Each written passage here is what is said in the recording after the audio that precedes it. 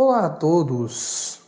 Carta segundo escreveu o apóstolo Tiago, capítulo de número 1, versículo de número 16 e 17, nos diz assim: Não erreis, meus amados irmãos, toda boa dádiva e todo o dom perfeito vem do alto, descendo do Pai das luzes, em quem não há mudança e nem sombra de variação. No dicionário Aurélio, dádiva vem do substantivo feminino, é o ato ou efeito de dar espontaneamente algo de valor, material ou não, a alguém. Um presente, uma oferta, no mínimo um brinde. Aquilo que foi objeto de doação espontânea. Um exemplo, no sertão a chuva é uma dádiva que cai do céu. É algo que Deus nos dá. No versículo anterior, versículo de número 13, nos diz assim: Quando alguém for tentado, jamais deverá dizer estou sendo tentado por Deus, pois Deus não pode ser tentado pelo mal e ninguém a tenta. Ou seja, o mal não pode tentar a Deus e nem Deus é mal para colocar o mal no ser humano. O mal vem de nós mesmos, dos pensamentos maus que são formados de dentro de nós. Isso mesmo, dentro de você e dentro de mim. Porque o que vem de Deus? Como o texto aqui diz, a dádiva, o presente, a vida. Quem nos deu foi Deus. É Deus quem tomou a decisão de nos gerar pela palavra da verdade, pela sua palavra, a fim de sermos como os primeiros frutos de tudo que Ele criou. Que tudo que Ele criou a terra, Ele criou os animais, Ele criou a natureza, ou seja, a biodiversidade, a vida, vem de Deus, o Todo-Poderoso. E nós também viemos de Deus, ou seja, tudo que Deus fez, como diz lá em Gênesis, Ele viu que era bom e perfeito. Quando a natureza se deturpou, quando a natureza se degenerou, foi quando a natureza deixou de seguir a ordem ao qual o Pai assim tinha a criado, assim como eu e você. Quando Adão e Eva desobedeceu uma ordem de Deus de não comer do fruto de uma determinada árvore. Ou seja, não importa se o fruto era maçã, se o fruto era figo, ou qualquer outro tipo de fruta que tinha no jardim.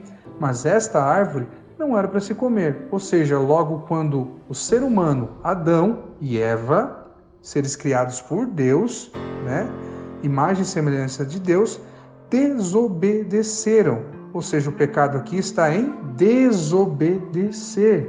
O pecado está em nós quando nós desobedecemos a boa, perfeita vontade de Deus. Então Deus não pode se escarnecer e nem escarnece ninguém. Cada um, porém, é tentado pelo próprio mau desejo, sendo por este arrastado e seduzido.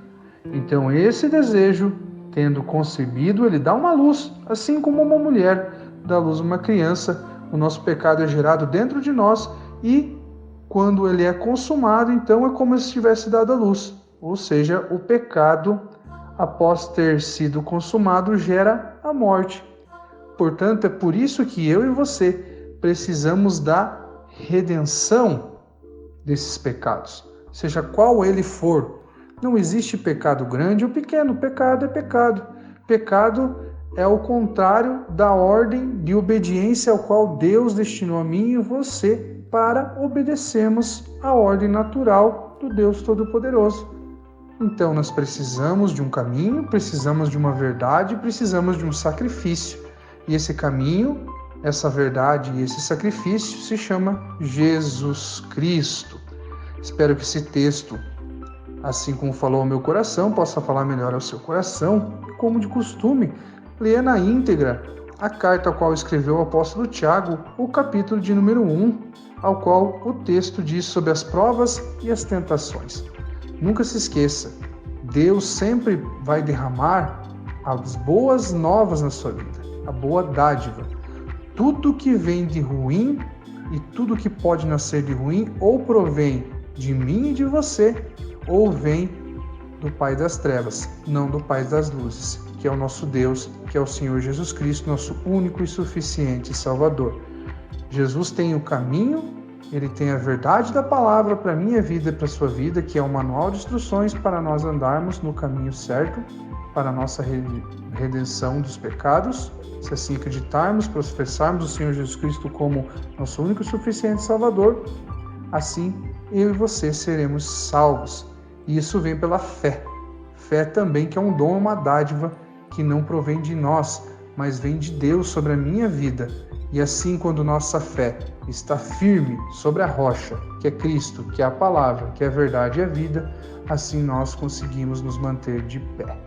Mas isso não significa que não pecaremos, ou seja, aquele que está de pé, cuidado para não cair. Que Deus, nosso Senhor Jesus Cristo, possa falar ao seu coração. Que Deus abençoe a sua vida.